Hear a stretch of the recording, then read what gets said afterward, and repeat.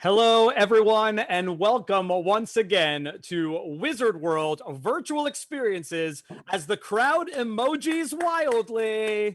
Let's see those emojis, everybody. You can also applaud from the comfort and safety of your home, but show us your love. We have folks watching from around the globe.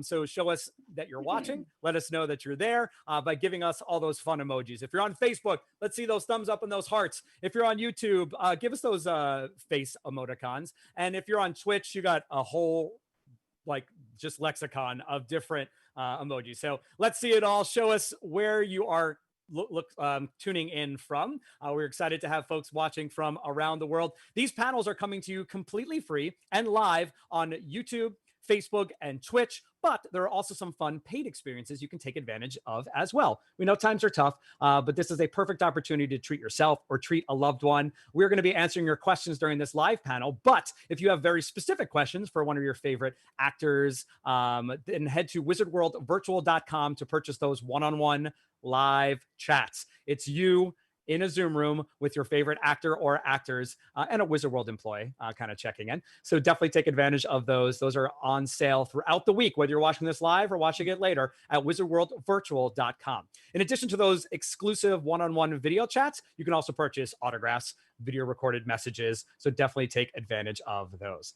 We can't do physical conventions right now. We cannot wait to see you again in person. But in the meantime, head to the Wizard World Vault. It is our best attempt currently at a online convention floor. We've brought some of our favorite artists and vendors, and they have their memorabilia, art, signed autographs from past conventions, from past virtual experiences. That is all on the Wizard World Vault. And again, you can find that at wizardworldvault.com.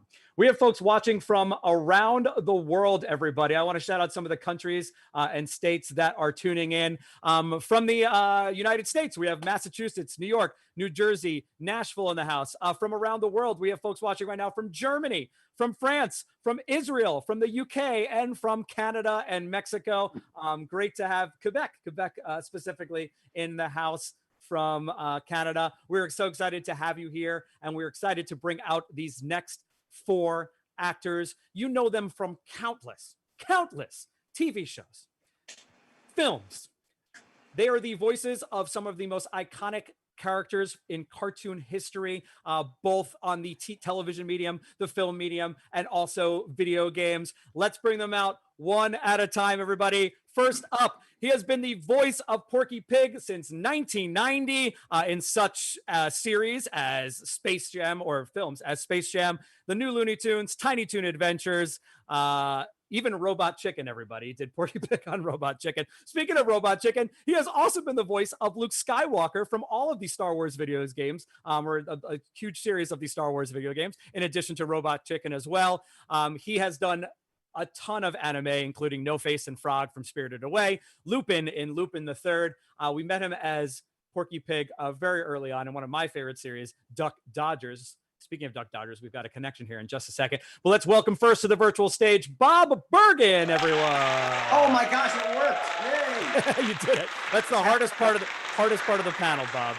What's is just going on? turning the camera on. Thank you so much for being here. This is so awesome and such a pleasure to have you. So My pleasure. Where we have folks watching from around the world. I always like to check in as folks pop on the screen, and just where are you currently zooming in from state-wise? I am in Los Angeles, so California. Very nice. California. Awesome. Well, Yeah. Thank you and welcome for being here. Speaking of Duck Dodgers, they worked together on Duck Dodgers. We had Porky Pig. We also had Captain Star Johnson about to come out in a bit. But before all of that amazing voice work, we knew him from some of our favorite soaps. We knew him as Jay Peterman in Seinfeld, and he brought that iconic voice to life again as Captain Star Johnson, as Walter Bunny in the Looney Tunes, as Roger Doofenshmirtz in Phineas and Ferb, and as King Neptune in SpongeBob SquarePants. Please welcome to the virtual stage, John O'Hurley. Yeah. Oh, thank you very much. But do you mind if I start again and reintroduce myself? That was a little sparse. Yes. Would you like to go? I can bring up your Wikipedia. No, I'll take it. I'll take it from here. Done. Go for it. Ladies and gentlemen, he is the man who killed Seinfeld. In a career that began some 35 years ago with a badly lip-synced version of the Yellow Rose of Texas for a KTEL record commercial of Mitch Miller's greatest hits. Since then, he's managed to kill 3 series of his own, 4 soap operas.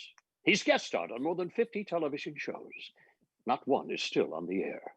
And during sweeps, that golden week of television ratings, he managed to take not 1, not 2, but 3 shows off the air in 1 week. Ellen, Seinfeld, and Damon. Ladies and gentlemen, the Grim Reaper of television. Wow. John O'Hurley. My God. Now that's an introduction. Yeah, John, that was way better. If only you had messaged me that in the chat right beforehand, I would have done my best, John O'Hurley, and I would have welcomed you on here. Thank you, John, for being here. That's the first time that I've had someone reintroduce themselves, and so that's amazing. We've done hundreds of these virtual panels, and still we're learning new things and trying out some new stuff. So thank you, John, for that amazing intro. I have to protect this misspent youth. Angie C on YouTube said that is quite a resume, John. So, and you got applause from Letitia. So we've got everybody's checking in. Let's bring out our 4 other amazing actors, or 2 out of 4. I'm still waiting in the wings, everybody. We met her first on Beekman's World. My gosh, one of my favorite shows growing up. She is a huge part of the Legally Blonde franchise. Legally Blonde 3 coming up hopefully soon. She is from the hilarious From Waiting, from the series See Dad Run, but she has provided multiple voices in the award-winning film Rango. She is from El Tigre, The Adventures of Manny Rivera, The Spectacular Spider-Man, Pound Puppies. Most recently, we saw her as Mama Imelda in Coco. Please give it up for Alanna Ubach. Yay! Yay! Thank you. Alana, I apologize for not having the melodious tone of John's voice. We should have just had John really intro everyone, let's be honest. And then we Venmo him afterwards. Yeah, my gosh. I feel like it's everyone's dream in life to be introduced into a room by John O'Hurley. I mean, let's be honest. Let's be honest. or out of a room. That's true. That's true. You are the Grim Reaper.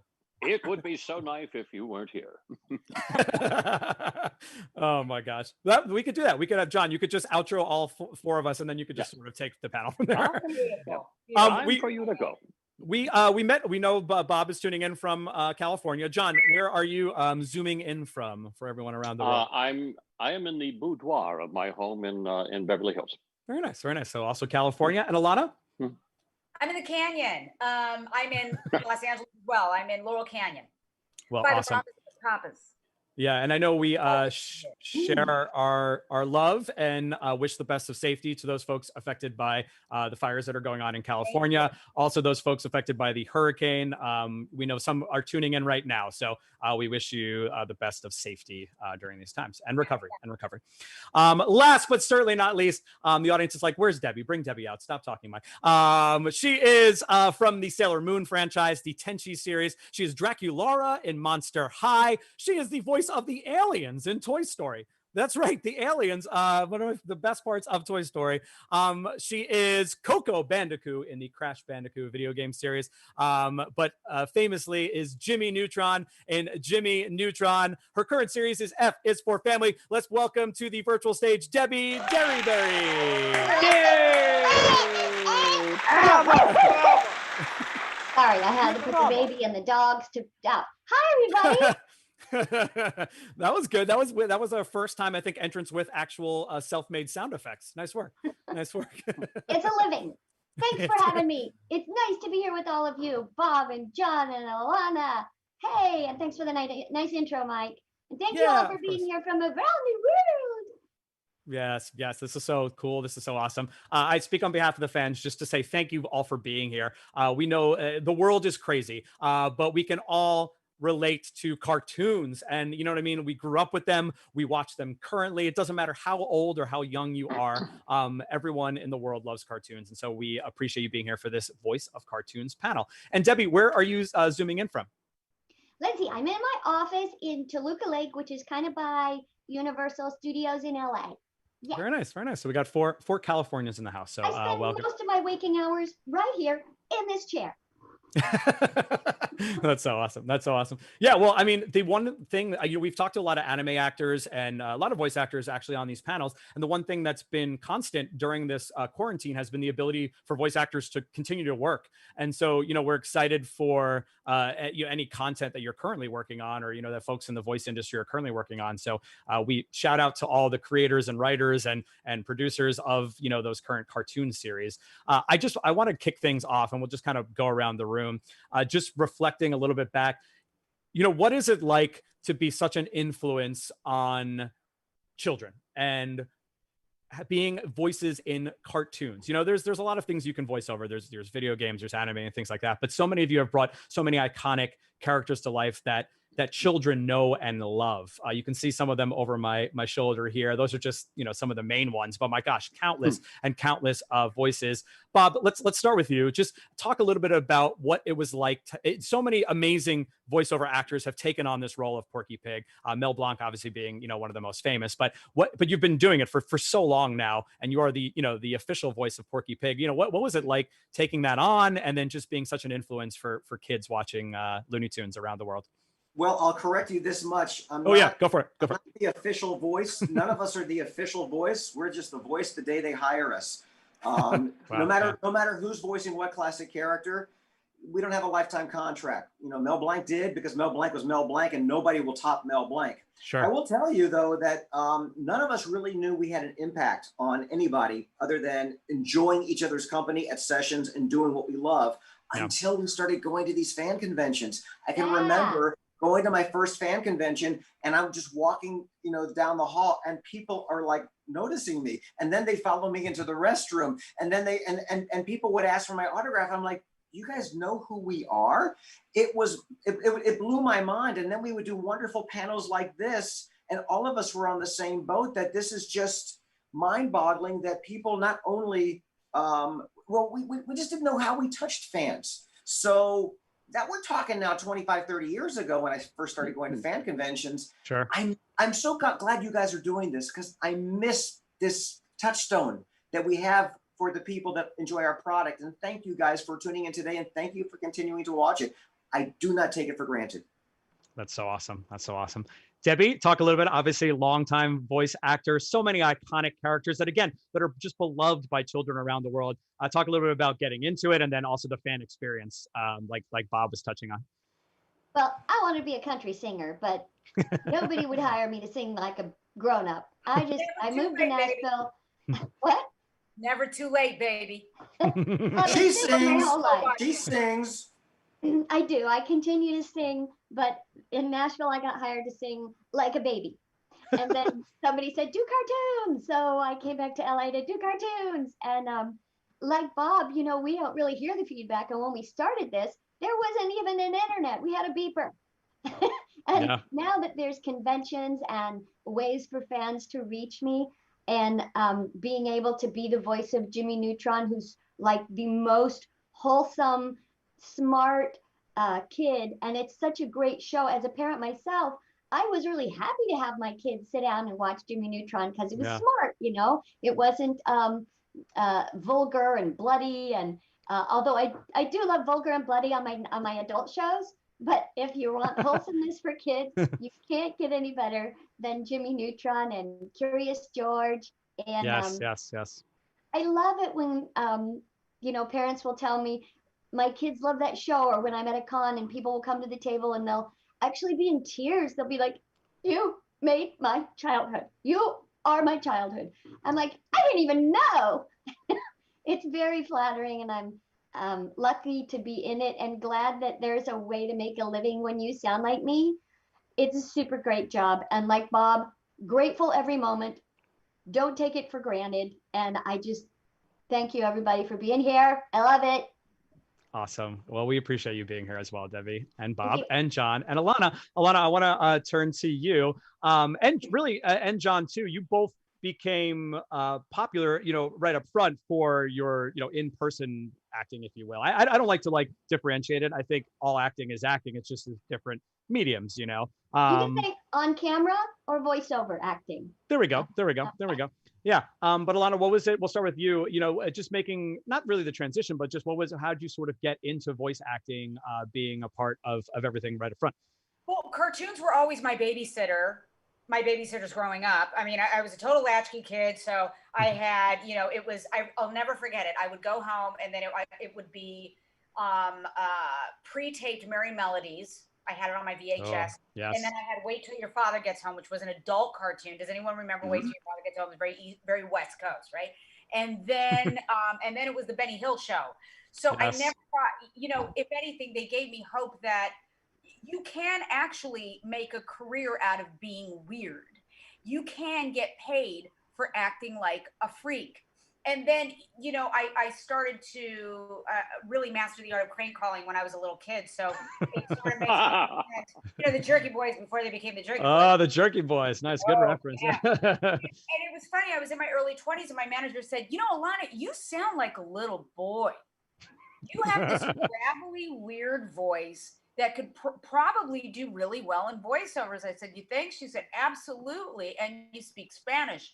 So when I started getting these gigs and looking around and meeting all these incredible voiceover actors and thinking, what an amazing world, because everyone is so happy and everyone leaves their egos at the door. And there's something really beautiful about that. This bubble in particular is a really incredible planet to be working on.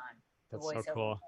Well, and you mentioned speaking Spanish, and I just want to sort of tag off of that. How does it feel to be bringing these characters to life? I know you're of Puerto Rican and Mexican heritage, and we have this beautiful Coco film from Pixar. We have obviously El Tigre.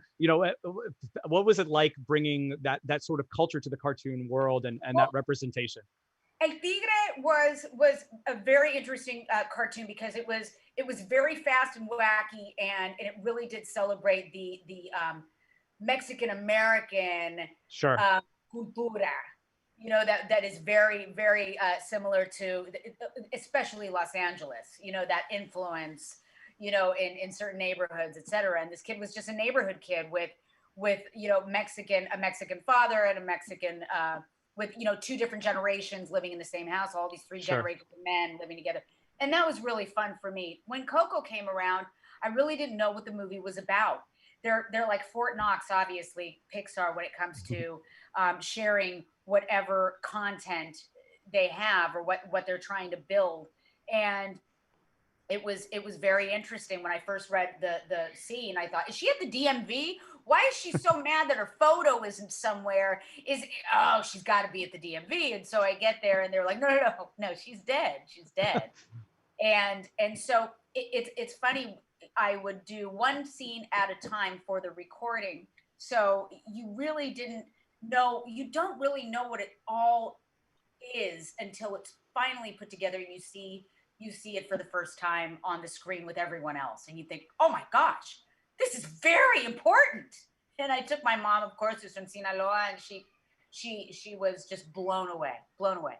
Yeah, it's a beautiful film. I don't think anyone didn't shed a tear during that film, just for not only its storyline about family, but also its representation of the culture was so awesome. So yeah, congratulations on that. For sure. Thank you so much.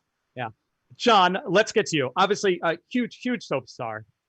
You are Jay Peterman, one of the most iconic characters in Seinfeld. You're my personal favorite host of Family Feud. So you've got, I feel like there are two very, very broad groups of voice actors. There are those voice actors that kind of like change their voice to make like different voices. And then there are voice actors that are cast because of their voice. That is clearly the situation with you. Your voice is so crazy amazing that it just fits and you're cast as your voice, but for these fun characters. Again, talk a little bit about the transition or, some of your first moments with voiceover. Well, honestly, it became, as a result of Seinfeld, I would say that the industry opened the doors to me. Sure. Prior to that, I'd had minimal success, but no one was kind of out there listening for me. And all of a sudden, Peterman burst on into Seinfeld, and at his heart, Peterman is a storyteller. And that's what I love. I love language, and I'm addicted to language. And I think one of the strengths of animation is that it allows you to take the time to really play with each line as it is meant. You don't have that I don't have that permission on stage when I'm on Broadway. I don't have that permission even when I'm doing a film. If I'm doing a television, I don't have the permission to actually take the time and give you 3, 5, 10, 20 takes of one line with different inflections on every one of them, so that this wonderful thing called animation becomes really an incredible piece of poetry. I find lyrically, animation is probably the best storyteller that there is. I agree. Because remember that, you know, if I'm doing a film, I'm getting maybe 3 takes of a scene, but I'm not really doing it a different way. I'm kind of decided on the way that I'm doing it, or I'm working out of the moment. But in animation, you get to sit in a studio in your pajamas and sit there and have fun and play with verbs and play Wait a minute, with I'm sorry, John. nouns and play. You wear pajamas? You wear clothes? Only from the waist up. Got it. Okay. Whoa. Just There we clearing things up. go. I'm still in them. I'm the only. There's only one guy left in Hollywood that makes a living off in his pajamas. Hugh Hefner's gone, and it's me. That's right. But it goes. But let me just finish what I'm saying. It gives you an opportunity to really play with words. And Shakespeare once said, "The play is the thing, not the actor, not the producer, not the play. The words are what." And so what I love about, and you were talking earlier about leaving your ego at the door. We all do, because it's all about the words and the fun that we can have with the language. And there are so many different ways. There's a million ways to do any one line. Yeah. Yeah, sure. Yeah, Alanna, you kind of jumped in and said that you completely agree.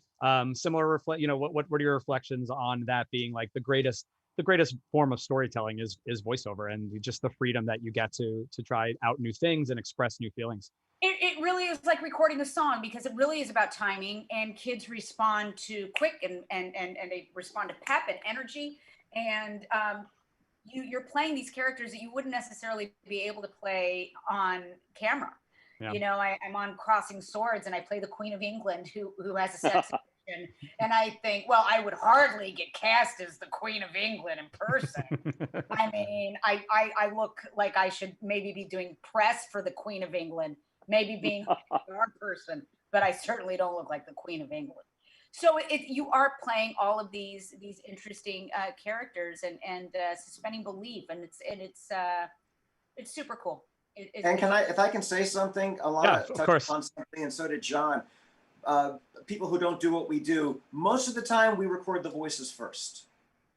Every once in a while we have to go in and sweeten it to picture. It's called ADR, but we start the recording, if it's a series, a year before we ever see it. If it's a feature, it could be 2 to 5 years. Yeah. And Alanna was touching upon this. When we do a feature, I mean, unless you're a major, your name is Tom Hanks, we don't see the whole script. We only see the parts that we're in. And then we go to the movie 5 years later, we're like, oh, that's the story. Oh, I'd have played that totally different if I knew that was the story. Yeah. I died. Video games. Like in video games, you never ever know what's going on. You don't know what's going on. The director has to tell you the line before your line what's going on. And not only that, but you can't tell anybody, and you don't get to know beforehand if you're going in blind. It's wild. It is. You are 100% going in blind. You don't really know what it's about. We are the last people that really know what it's about, but it's funny. I had no idea. I'm working on Crossing Swords, which is Crossing Swords for Hulu. It's stop animation. They're these like little peg play school toys and we're making fun of, obviously, that they don't have arms, etc.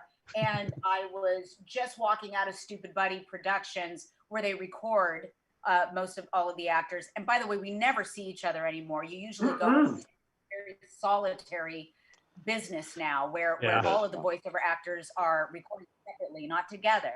So if you're in a scene with someone, you have absolutely no idea how they did it.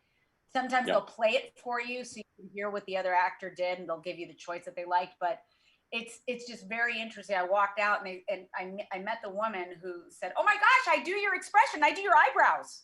I said, "You do?" She was like, "Yeah, I have like 30 different eyebrows of yours that I when I listen to your inflections or whatever.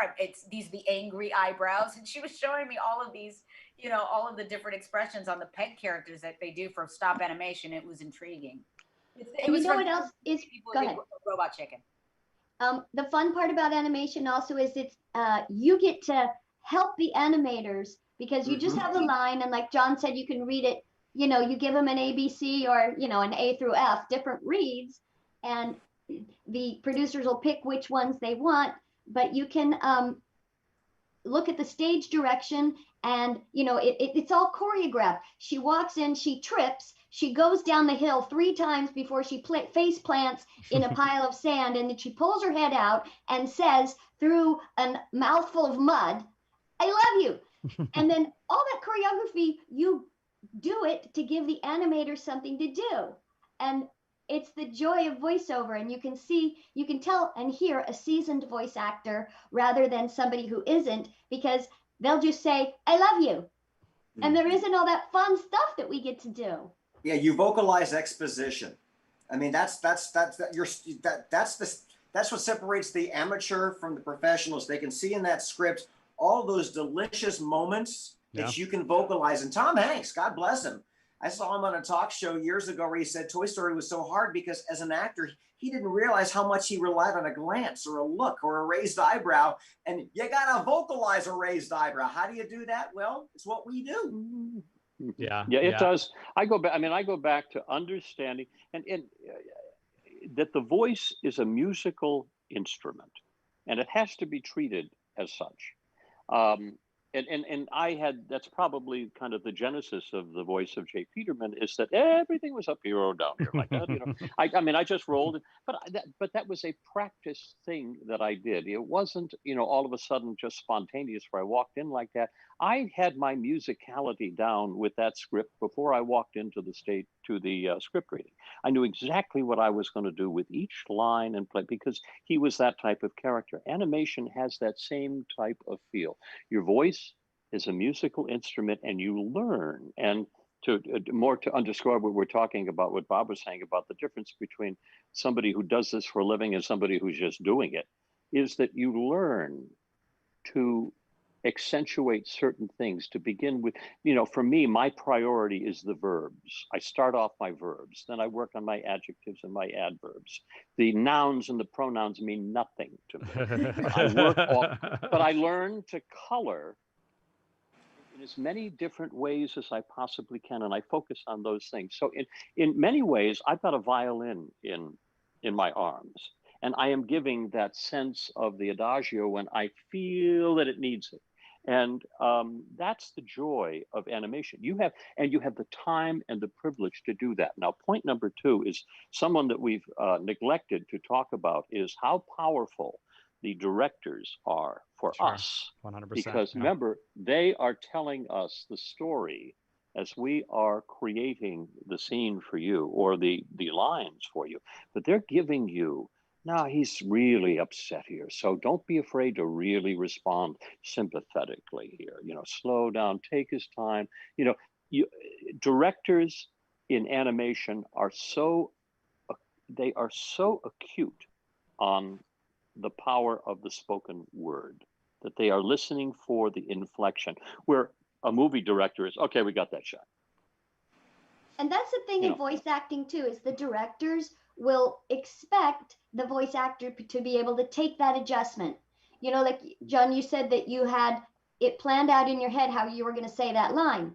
But if the director said to you, I really want it this way, the voice actor's not married to how they practice it. You have to be able to change it up to please the director, because we don't always know what's going on.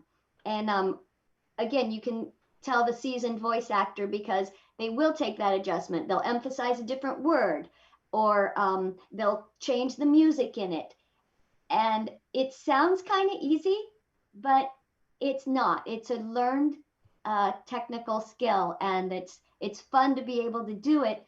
But the directors have to know what words to use to get that actor to make that change. Go up at the end, emphasize a different word, put some more musicality in it, cry in it, let me hear your tears. All those things are skills that we all have that we bring to the table to make it happen. And there's tricks. This Yeah. is so, yeah, this is so amazing. And the chat is just like, we're basically getting a free masterclass in voice acting from you all. So this is so cool. And the chat is just super into like quoting everything that they've been hearing. Mouse Mini has been asking questions about this. Platinum Saki, Rayla Powell specifically asked about any advice for aspiring voice actors. You talked a little bit about the process. Debbie, look at that. Look at that. You had that ready, Debbie. Show us it again. Show us it again. It's okay to plug yourself a little bit. Look at that. Look at that. Voiceover 101. Yeah, I'd love to just bounce around. John, you gave us some words of beautiful wisdom already. But anyone else? We have a lot of folks watching in the chat right now that are interested or curious about just words of wisdom for. First of all, yeah. it's called voice acting. Acting, no matter how you slice it, it's acting. Yes. The script is a skeleton. Your job is to give it a body. These aren't voices that we're doing. These are characters that we're doing. And when an actor has an audition, even if they're just wild lines, 5 or 6 wild lines, there is an unheard scene partner in every scene.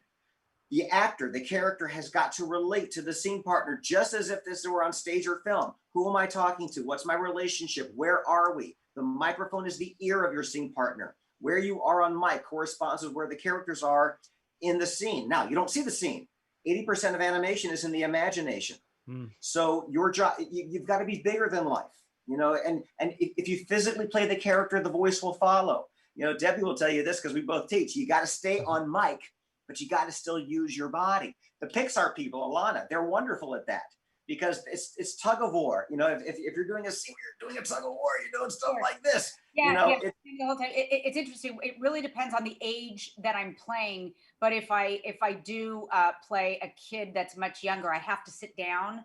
It does something where it just sort of relaxes my belly and allows me to go to just I don't know, find a more relaxed place in a child's voice. Yeah. And yes, if I am doing a lot of physical stuff, then I'm standing the entire time.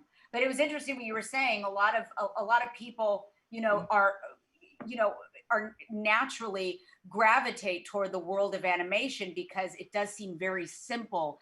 But I've always found that the characters that I loved watching as a child, I ended up mimicking as an adult and doing characters that were very similar to that. So it really, you got to find out you got to discover what you gravitate toward. What kind of cartoons do you like to watch? What kind of animation? There's so many. There's such content out there. And Debbie, do a little Jimmy Neutron right now.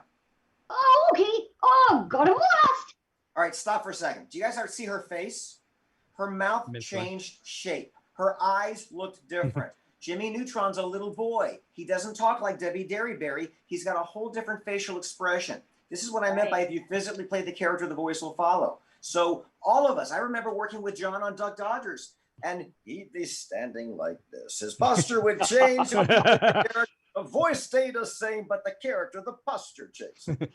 You know, it's just that physical is so important when you're playing these characters. And it's challenging to have that physical in front of the microphone and be very expressive and loud or intimate and keep that distance between the microphone where it'll still read and not overmodulate. And, we use our knees and we get to be best friends with our personal microphones, and we know where you need to be, where you need to place it. Like sometimes I'll say a P, like primordial, and I'll be like, that popped. Primordial. And we have our little tricks to handle these consonants and the emotions, and we'll write our gain on our interface to make sure that we don't blow it out on a perfectly screamy scene. It's very technical. No, it's so cool. Very technical. Yeah, and Edward Bova, I just want to shout out to some of the fans because again, they're all just like discussing and like reacting to everything you're saying. And I want to, some of the questions that are coming through are exactly what you're answering. How do you prepare? How do you get in the role? Alanna, you talked a little bit about like sitting when you're a kid, Yes, when you're a kid.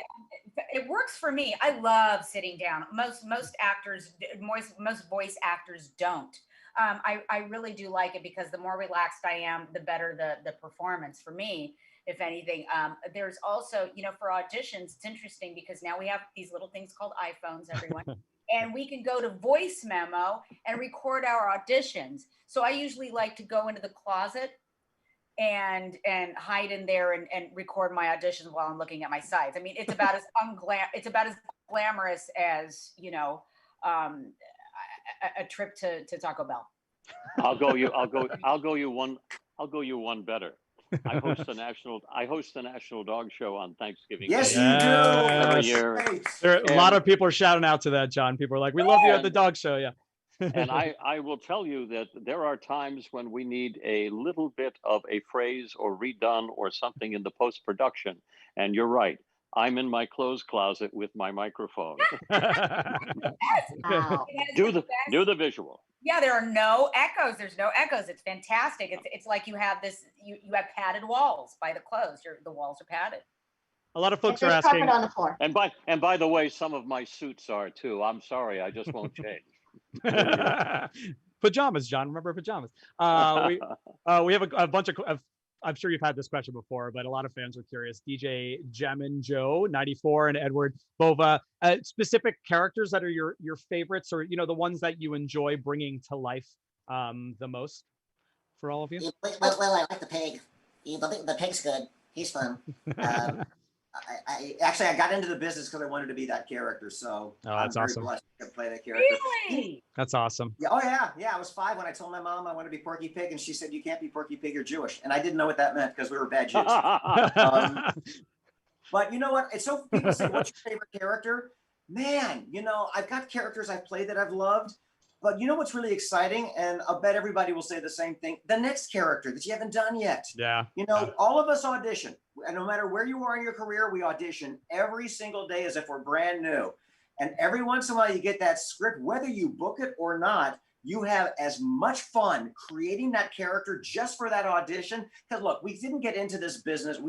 We're very fortunate people. We're able to make a living doing what we love, but there's no guarantee. If there's anything in life that you would do for free, do it. I'm very fortunate that I make a living at this, but my God, I would do this for free because I enjoy my auditions as much as I enjoy the work. Yep, the auditions are so much fun. You have to enjoy the auditions because I do close to 15 a day. Yeah. That's a lot. But nobody's there to tell you what you can't do. So you can do anything. Yeah, that's a very good All point. day, every day. I mean, our jobs really are to audition well, not to get. The job comes because somebody happened to like what you did, but that's not your responsibility. You may sound like somebody's ex-husband or somebody like that. You're not going to get the job. I don't care what you sound like. Yeah. And but that's not your job. Your job is to do your best as with the material that you've been given, to play with it and to tell stories. That's it. I want to say one other thing real quickly too, because we were talking about advice for the up and coming. Yes. We talked a little bit about it before, and the idea of some people like myself tend to be a little more uni or myopic and just a uni style. In other words, I have an urbane style to me, and so I cornered the market on pompous assholes, and that's okay. What I don't do well is a myriad of other voices, but other people, and most of them are on this call right now, have a wonderful quiver of arrows that they can draw from and throw them across the bow and try it on the script. And so there are two different ways to approach it. Have a great character or have a great quiver of arrows that you can try different characters out on. Yes. So, I mean, that's the easiest way to look at it. But can I I think you're selling yourself short, John. Can I quickly share a John O'Hurley story? Go for it. John was on Broadway doing Chicago. And I had a friend who went to New York on business and he's going to see Chicago. I said, "Oh, I'm doing Duck Dodgers with John. Go backstage and say hi." He goes, "I can't just do that. He doesn't know me from Adam." So my friend saw your wife sitting by herself and just didn't know it was your wife, but walked up there and said, "Are you with John O'Hurley by any chance?" She goes, "How do you know that?" He goes, "Just a guess." "Well, my friend Bob is Porky Pig, and well, sit with me and we'll go backstage afterwards." So he goes backstage and he goes, "I'm friends with Bob Bergen." And John said, "I know Bob Bergen. He taught me to bark like a dog."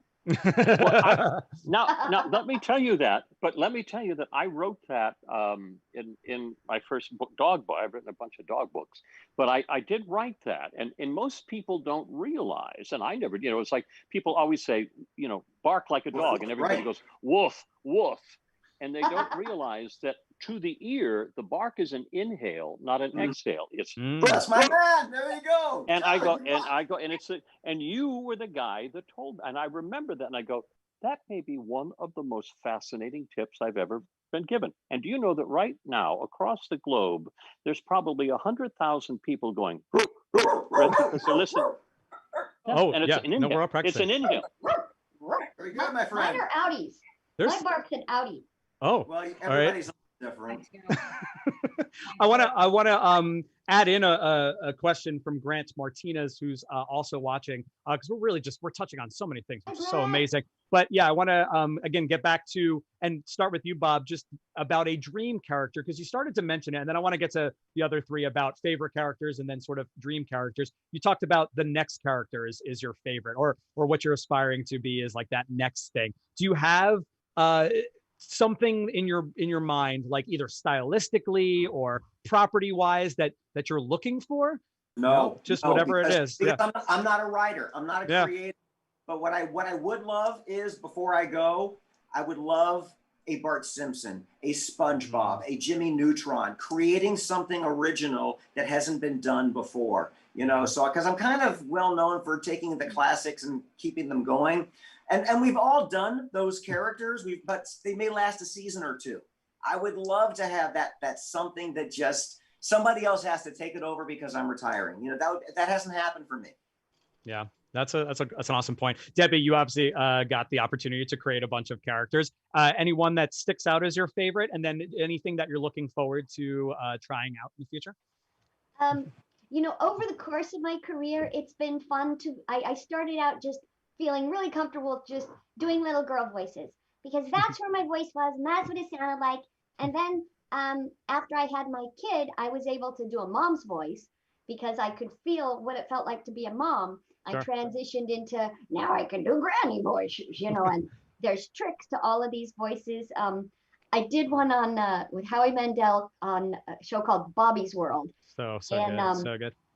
I played Jackie. Where is she on this picture? She looked like, she had these long pigtail ponytails. There she is, right there. Yes. Yay. And the trick to Jackie was less.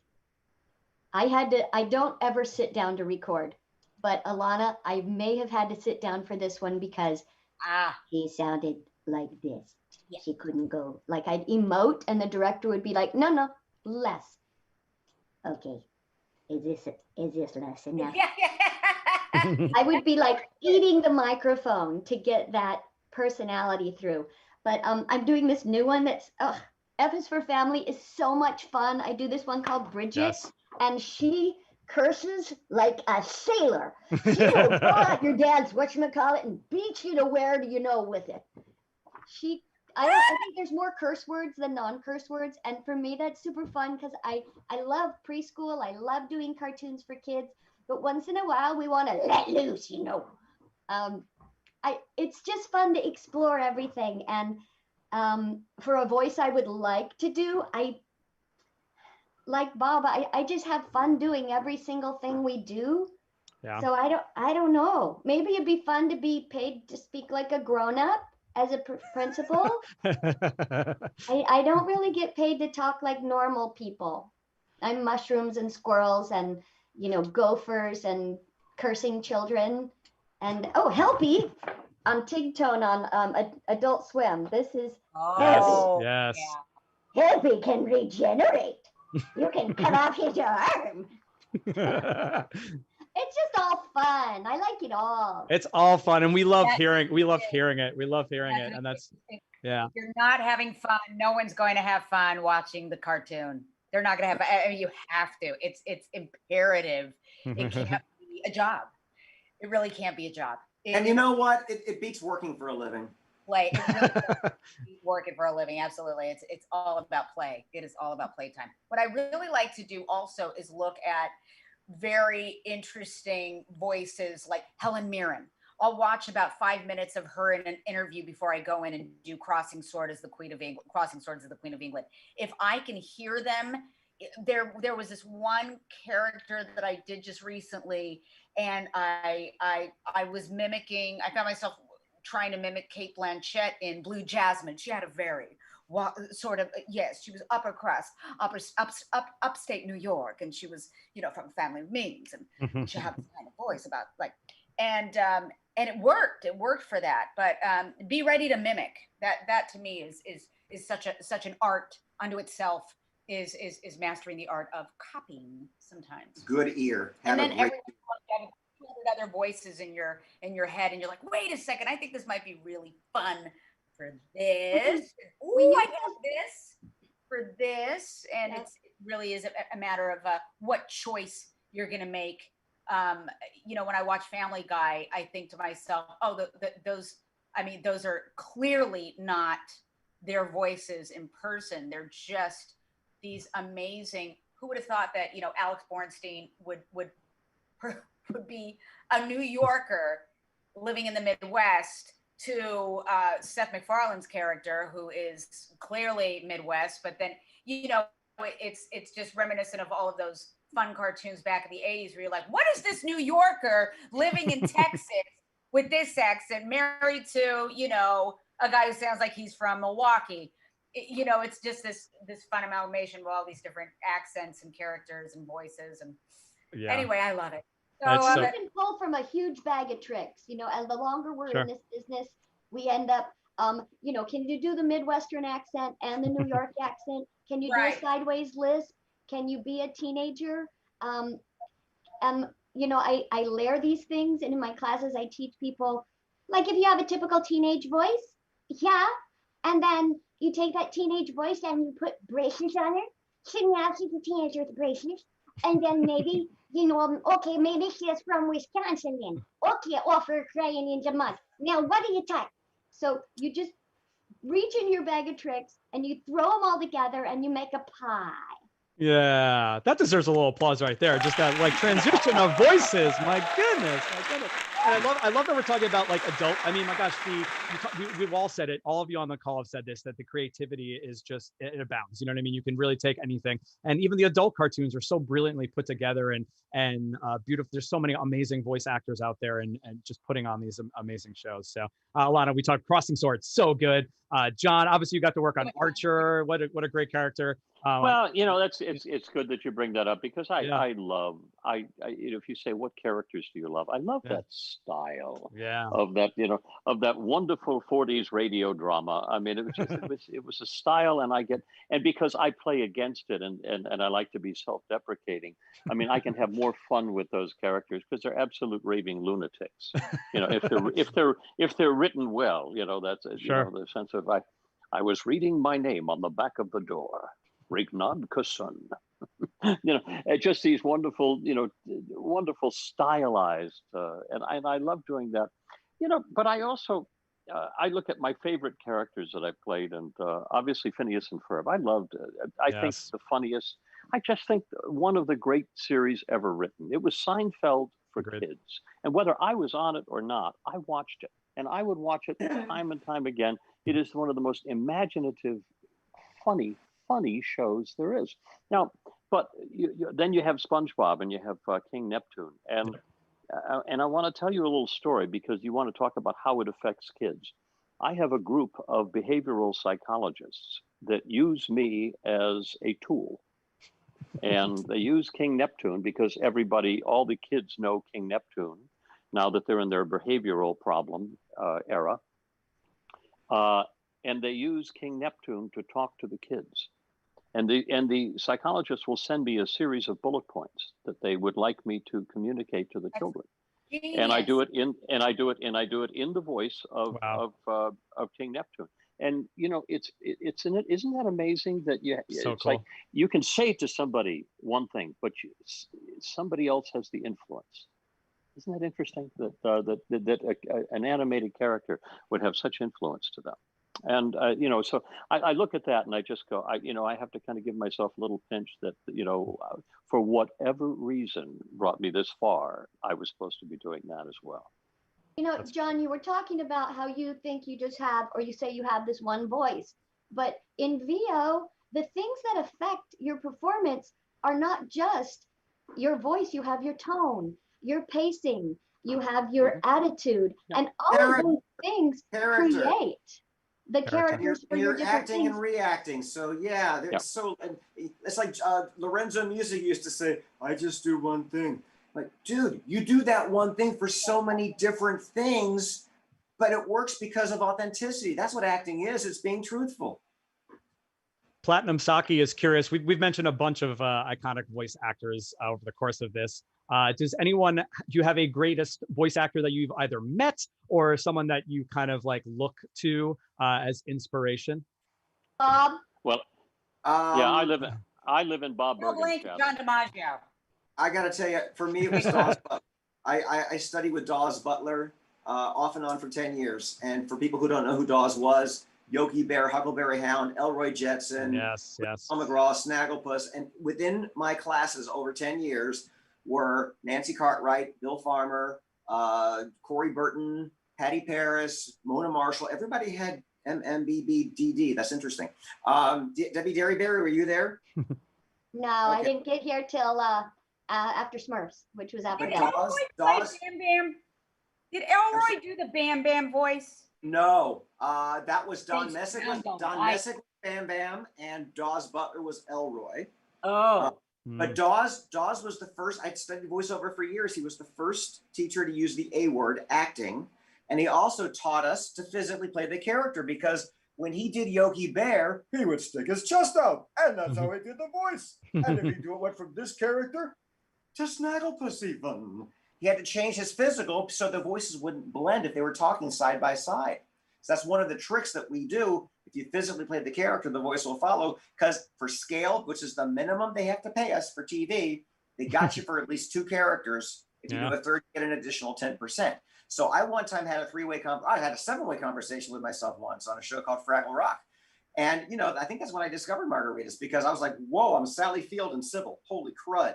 But you've got to adjust so much with the facial expressions and the body language. But Dawes Butler, going back to your original question, he was a mensch. He was a guru. He was brilliant. June Foray would come to class.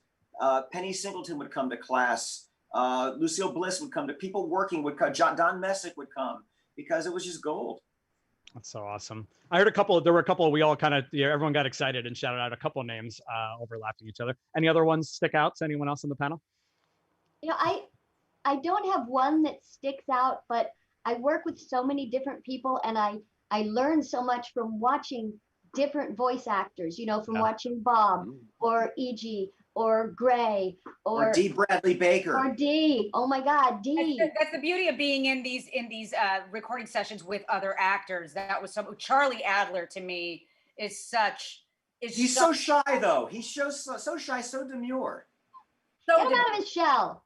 But once he takes his pill, within 20 minutes, his charisma is all over. Yes, he's just a warehouse of charisma. But it's so what's the word I'm looking for? It's just so inspiring and insulting. Thank you. It really is. I mean, it's inspiring to be next to that person, to see the kind of energy and enthusiasm and passion that they give to these reads. And you think, well, why can't I do that? And you get in your car after the reading and think, wow, yeah, Charlie really was on his game today. Wow, he's just bottomless energy. I'm going to try to do that next time, but it's so inspiring to be around these That's geniuses. awesome. I will, I'll echo what we heard, the name we heard before, T. Bradley. It was, that's the voice of Perry the Platypus is a singular thing, because nothing was ever written. It's like, how do you sound like a platypus? I don't know. But he created this ticking kind of character that I remember bringing my young son to one of my early recordings of the show. And he sat there and listened, and he did the entire character for him. He did the entire Pledge of Allegiance as Perry the Platypus. And it was just absolutely mind boggling. And my little son at the time was about 6 years old, and he was just in awe of it. But I mean, I look at him and I go, that's, there's an imagination in there. And I admired him so greatly. That's so awesome. Thank you guys for sharing all of this, all your knowledge, your insight, your reaction to others in the industry. It's all very beautiful, and the fans are just reacting awesomely in the chat. So we appreciate you for being here. We're completely out of time. I appreciate you all hanging on a little bit longer because I think we just had such a cool conversation. Well, actually, I didn't really finish my introduction. Well, John, you're going to give us but John, we've actually got a request for you to do the outro. So let's Rhea Powell would like you to outro everybody. But I just want to go around the room and give everyone one more shot just to say hey to all the fans that are watching, and any sort of things you want to say as we kind of close out here. Bob, why don't we start with you since we started with you? Well, thank you for tuning in. We know I heard it when we were starting. How many are there? 3. I'm like 3. I think it's 300. But God bless you for coming. We all probably have 1,000,005 NDAs that we can't talk about. But what I will say is, guys, I got some cool stuff coming up. Awesome. Just pay attention. It'll be popping up soon. In the meantime, Looney Tunes cartoons on HBO Max, the finest stuff we've ever done with these characters, with the exception of Duck Dodgers with John O'Hurley. Yes, awesome. Alanna? Yes. Oh gosh, you can find me on Monsters Inc. And I believe that's coming out next year with Mr. John Goodman. And I'm very, very excited about that. So we made it into a series. Also Crossing Swords, you can find, we're going into 2nd season for Hulu. I'm on Filthy Rich on camera for Fox. I love that show. It's that's coming the back. I saw the previews. Oh my God, it was fantastic. Oh, it's dirty, Southern Gothic at its finest. Fantastic. Super fun. And yeah, so you can catch me in that, and just really looking forward to things coming around. Obviously, yes, we have signed 1 million NDAs and we can't really talk about it, but yes, pay attention, as this gentleman right here clarified. Yes. I like that. Pay attention. Debbie? Keep your eyes and ears open. Let's see. Well, of course, on Netflix, watch F is for Family, where you can hear me curse so good. 7 different characters. So good. It's so much fun talking to myself. And then on Cartoon Adult Swim, you can watch Tig Tone, and I'm Helpy, and that's so much fun. And then NDA for you guys are non-disclosure agreements, and it's what we sign when we take on a project that we can't tell you about. But the new Crash Bandicoot, I'm Coco in those. You can hear those. And Wasteland, I think, just came out. And I have a couple episodes of Loud House that just came out. And, I'm working all the time. I hope you guys love Care Bears. And then there's, I'm looking around my room to see what other things are out right now. Because I know she was wonderful in the Addams Family. Yes, Wednesday. Oh, iconic. She was awesome. Wednesday. Iconic. So good. It's just so much fun. Thank you guys for coming and hearing us and learn about voiceover. And you can go to my website, and there's a couple videos on there, like intro into VO, if you want to see if it's for you. And you can get my book on Amazon or my website. And thanks. Yay. Bob, to your point, we barely scratched the surface with intros for all of you. You've done so much amazing voice work and in-person acting as well. So we appreciate all being here. John? What? You're gonna take us home. No, take us home. Yes, I will. I have a singular opportunity right now, which has made me especially happy. I'm on this website that I think we're all on or seen or heard called cameo.com, and it's a fun thing to do, and it's a wonderful shout out type of format. But I'll tell you, I enjoy it because it has given me permission now to resurrect J. Peterman again.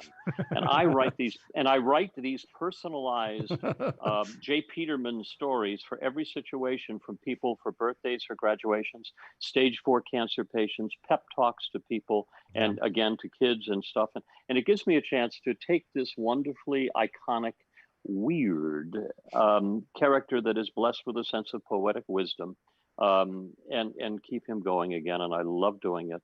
So I have a lot of other things doing, but that's the thing that I'm enjoying the most right now. So that being said, it's time to say goodbye to all of our friends, to thank you very much for being a wonderful host, and thanks, to all of my compadres here in the voice industry, far more intelligent than I am in this crazy, crazy profession. I say congratulations on a job done. job. I'm not even going to try and top that. Please, you can, speaking of Cameo, you can get video recorded messages, autographs, and special one-on-one chats with all of these amazing folks, whether you're watching this live or watching it later in the week at wizardworldvirtual.com. So definitely take advantage of those. Please give it up for these amazing actors. It was such a pleasure talking to them today. We got a voice acting class here. So whether you're watching this live or later on, thanks for being here. Mike, one more time. Can I say one quick thing? Go.